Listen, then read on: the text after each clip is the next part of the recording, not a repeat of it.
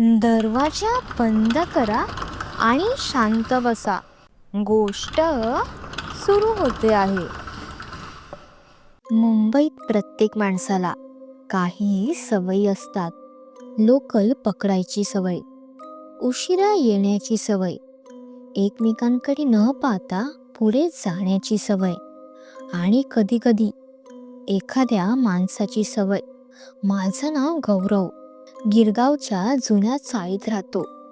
लाकडी जिना, दगडी फरशी आणि संध्याकाळ झाली की घरभर फिरणारा एकच आवाज, पावलांचा. त्या पावलांचा आवाज मी एकटाच ऐकायचो. सुकन्या, ती माझ्या आयुष्यात नाट्यमयपणे आलेली नाही. ती कुठल्याही लव्ह स्टोरीसारखी पहिल्या नजरेत वीज पडल्यासारखी नव्हती. ती हळूहळू आली, जसं पावसाच्या आधी हवा बदलते तशी. ती समोरच्या ब्लॉकमध्ये राहत होती.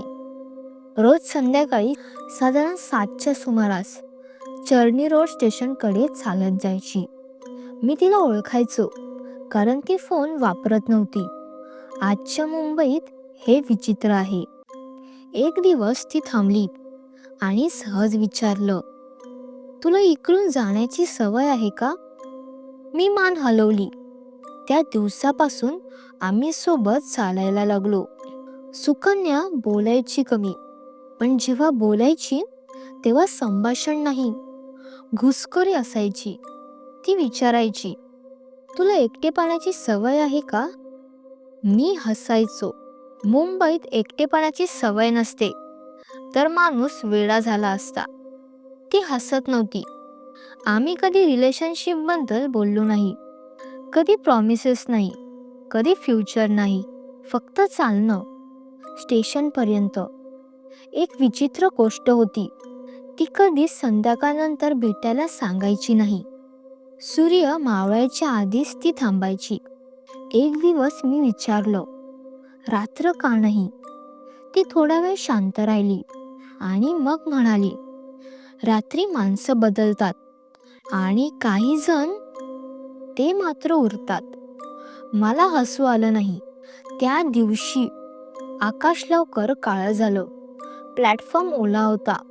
लोक घाईत होते. सुकन्या नेहमीसारखी प्लॅटफॉर्मच्या मध्ये थांबली नाही. ती पुढे चालत गेली, टोकाकडे. मी ओरडलो, तिकडे नको, पण ती थांबली नाही. हळूच वळली. पहिल्यांदाच ती नीट माझ्याकडे पाहत होती आणि म्हणाली, गौरव, एखाद्या सवयीचा शेवट किती भयानक असतो माहिती आहे का?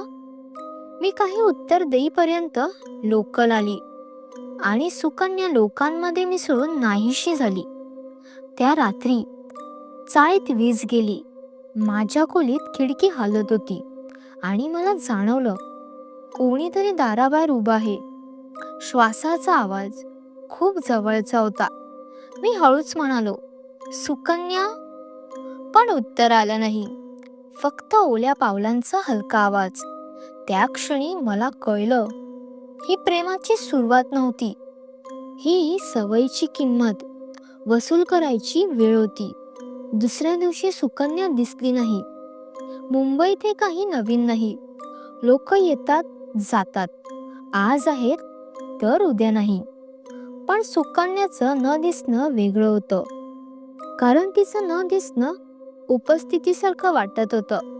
मी संध्याकाळी सवयीप्रमाणे चर्नी रोड स्टेशनकडे गेलो. ती जागा जिथे आम्ही नेहमी थांबायचो, आज ती रिकामी होती. म्हणजे खरं तर रिकामी दिसत होती. माझ्या डोक्यात तिचे प्रश्न घोळत होते. तुला एकटेपणाची सवय आहे का? रात्री माणसं बदलतात.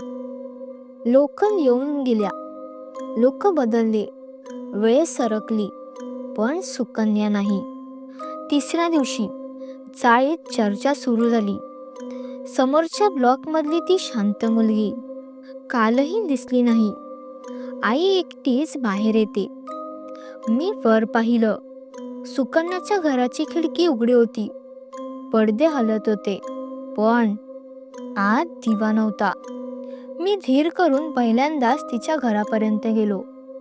दार बंद नव्हतं, कुलूपही नाही. हळूच ढकललं. आत घर नेहमी सारखंच होतं. फरशी स्वच्छ, भिंती कोऱ्या. पण एक गोष्ट चुकत होती, तिचा आवाज.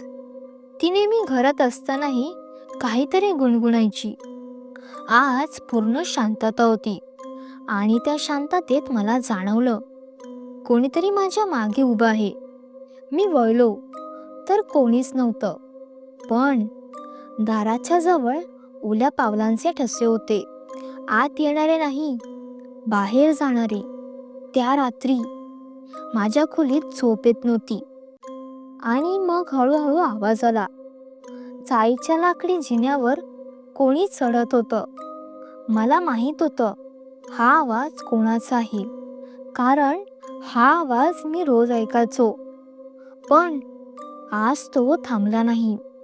जिना त्या शेवटापर्यंत आला. माझ्या दारासमोर दरवाजा हलला. मी ताठ बसलो आणि मग तिचा आवाज, गौरव, तुला वाटलं मी गेले? तो आवाज ओळखीचा होता, पण त्यात ऊब नव्हती, फक्त ओलावा होता. मी काही बोलायच्या आतच दार आपोआप उघडलं. समोर कोणीच नव्हतं, पण थंड हवा आत आली. खोलीत पाण्याचा वास भरला. माझ्या पायाजवळ ओले ठसे तयार होत होते.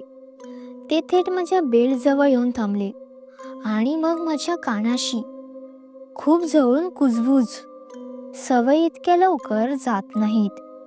त्या क्षणी माझ्या डोक्यात एक गोष्ट थांब झाली. सुकन्या हरवलेली नाही, ती थांबलेली आहे. आणि ती थांबली आहे माझ्यासाठी. सकाळ झाली तरी रात्र गेलेली वाटत नव्हती. माझ्या खोलीत ओलसर वास राहिला होता. जणू पाऊस नाही, कोणीतरी थांबून गेलं होतं. आरशासमोर उभं राहून मी चेहरा पुसला. हात ओला झाला. माझा हात नव्हे, माझ्या मानेवर ओल होती. कॉलर खाली करून पाहिलं. 3 बोटांचे निळसर ठसे, खूप खोल, जणू कोणी घट्ट धरून ठेवलं होतं. मी सरळ सुकन्याच्या घराकडे गेलो. दार अर्धवट उघडं होतं. आत मीनाताई जमिनीवर बसलेल्या. समोर पाण्याचा कलश. त्यात दिवा तरंगत होता. त्या दिव्याची ज्योत हलत नव्हती. मी हळूच म्हणालो, सुकन्या कुठे आहे? मीनाताईंनी डोळे उघडले. ती गेली नाही. तो आवाज आईचा होता, पण खात्रीचा नव्हता.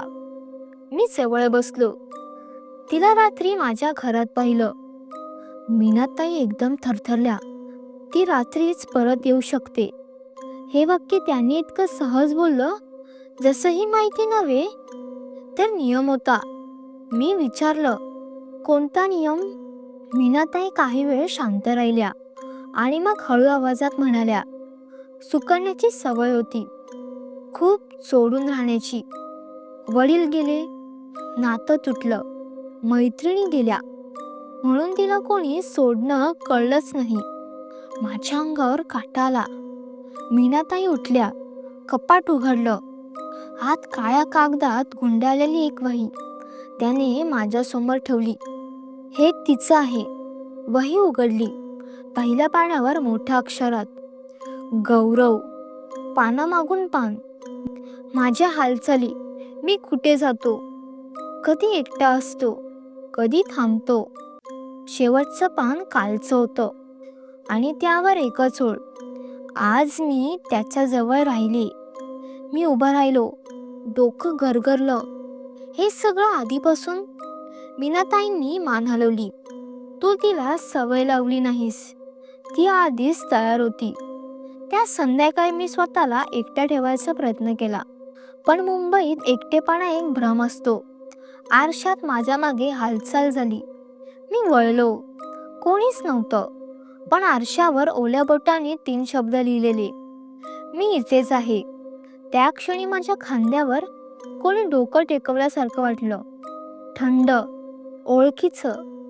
मी हालचाल करू शकलो नाही आणि तेवढ्यात कानात सुकन्याचा आवाज, आईने सगळं सांगितलं ना? पण तिने एक गोष्ट लपवली. मी तुला शोधत नव्हते, मी तुला जोडायला आले.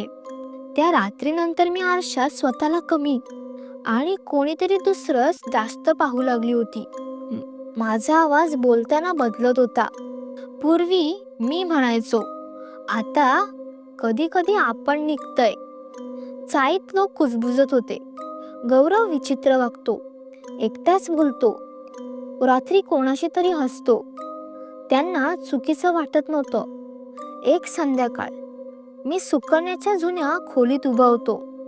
खोली रिकामी होती, पण वातावरण नाही. आरशासमोर उभं राहून मी थरथरत्या आवाजात विचारलं, तू नक्की काय आहेस? उत्तर माझ्या तोंडातूनच आलं, मी सवय आहे. त्या क्षणी माझ्या अंगात थंडी पसरली. मीनाताई आत आल्या. पहिल्यांदाच त्या थेट माझ्याकडे पाहत म्हणाल्या, आता उशीर झालाय. मी विचारलं, कशासाठी? त्या रडल्या. सुकन्या मेल्यावर आम्ही तिला सोडूच शकलो नाही.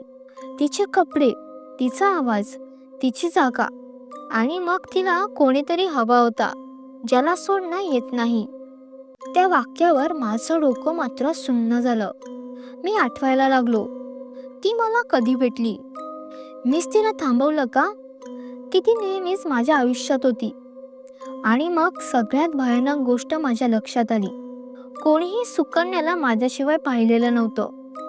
स्टेशनवर ती माझ्यासोबतच होती. चाळीत फक्त माझ्या नजरेत.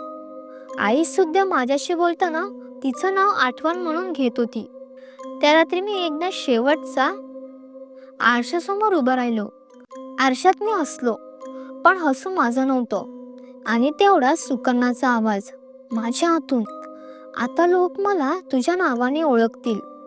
तू मला सोडू शकत नाहीस, कारण तूच मला जन्म दिलास. दुसऱ्या दिवशी गौरव गायब झाला. चाळीत लोक म्हणतात, तो अचानक निघून गेला. पण चर्नी रोड स्टेशनवर आजही एक माणूस दिसतो, शांत, फोन न वापरणारा, संध्याकाळी लोकांजवळ थांबणारा. तो जर तुला विचारेल, तुला सवयीची सवय आहे का, तर उत्तर देऊ नकोस. कारण मुंबईत भूत मरून जन्माला येत नाहीत, ती कोणीतरी खूप दिवस सोडू न शकल्यावर तयार होतात. जर ही गोष्ट तुम्हाला आवडली असेल तर व्हिडिओला नक्की लाईक करा आणि अशाच भयानक गोष्टींसाठी माझ्या SG हॉरर स्टोरीजला सबस्क्राईब करा. पुढच्या रात्रीच्या थरारक प्रवासासाठी भेटूया. तोपर्यंत सावध रहा, कारण भीती सुरू झाली आहे.